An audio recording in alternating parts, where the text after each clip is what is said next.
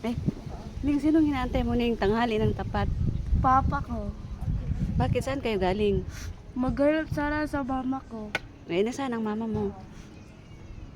Nagpunta siya Manila, hindi siya nagpaalam.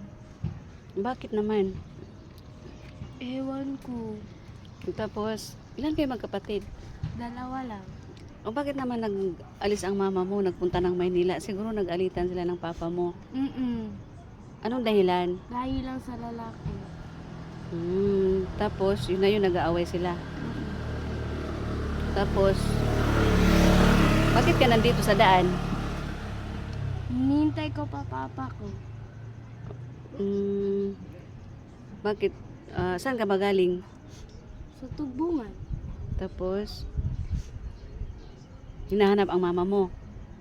Tapos, hindi mo nahanap. Tapos, pero nag-chat ba kayo? May komunikasyon kayo sa mama mo ngayon? Ano sabi ng mama mo? Nandito na daw siya sa Manila.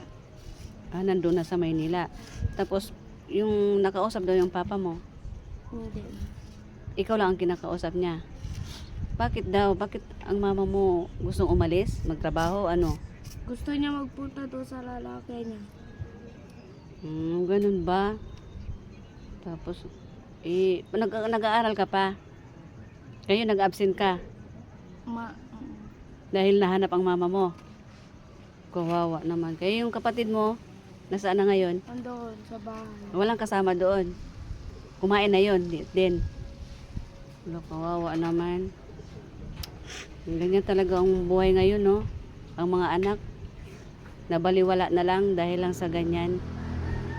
Pero siguro, gusto lang siguro magtrabaho ang mama mo para siguro sa inyo. Makapag-aral ng maayos o ano kaya ang rason, no? Pero yung papa mo, wala bang bisyo? Ano ba, mabait? Mabait. Tapos, hindi din kayo sinasaktan, ganon? Mabuti naman.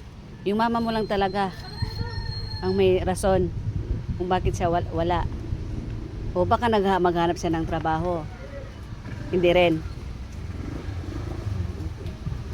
Tapos, kumain ka na yan.